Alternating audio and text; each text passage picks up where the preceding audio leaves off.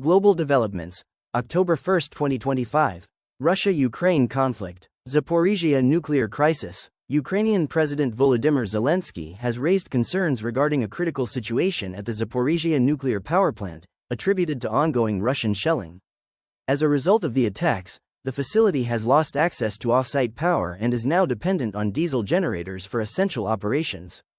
Reports indicate that one of these generators has already failed, heightening fears of a potential nuclear safety incident. Major fire at Yaroslavl oil refinery. A significant fire erupted early this morning at the Novo-Yaroslavsky oil refinery, one of northern Russia's largest energy facilities. Authorities are describing the event as a man-made incident, while stressing that there is no evidence linking it to Ukrainian drone attacks. Emergency crews responded promptly, and thick plumes of smoke were visible above Moskovsky Prospect. The International Atomic Energy Agency, IAEA, is actively working with both Russian and Ukrainian authorities in an effort to prevent a nuclear disaster. The Kremlin has also criticized Germany's approach to the ongoing conflict, arguing that Europe should pursue dialogue rather than erecting a drone wall.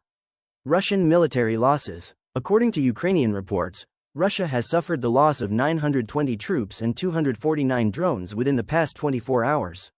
Latest developments in the Gaza. U.S. President Donald Trump has tabled a 20-point ceasefire proposal, which calls for an immediate end to hostilities, a mutual exchange of hostages, and a staged Israeli withdrawal from Gaza.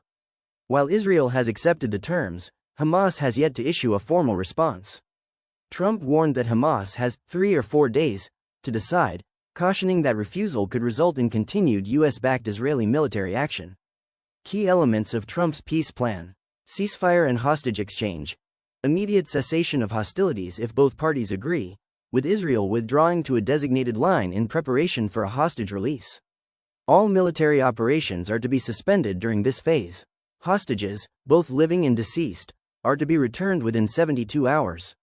Israel is expected to release 250 prisoners serving life sentences and 1,700 Gazans detained after October 7, 2023. For each Israeli hostages remains returned, Israel will release 15 deceased Gazans. Hamas disarmament and amnesty.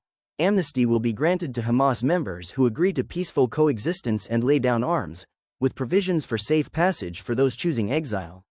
Humanitarian aid and reconstruction. Immediate humanitarian assistance will be provided upon agreement, including infrastructure repair, rehabilitation of hospitals and bakeries, and the supply of equipment for rubble removal. Governance and oversight. Gaza will be administered by a technocratic Palestinian government, excluding Hamas. There will be no Israeli annexation of Gaza. A board of peace, potentially including global figures such as Tony Blair, will be established to oversee the process, aiming to transform Gaza into a de-radicalized, terror-free zone. Economic and civil restoration. International investment will be directed toward the redevelopment of Gaza for its residents. Schools, clinics, and markets will be reopened under international supervision, and new civil society institutions will be established to promote democratic values. Security and monitoring. Neutral peacekeeping forces will be deployed to monitor the ceasefire and oversee the distribution of aid. A joint security council, comprising representatives from Israel, Palestine, and other neutral countries, will be formed. Final provision. The Board of Peace will conduct annual reviews of the plan to ensure continued compliance and progress.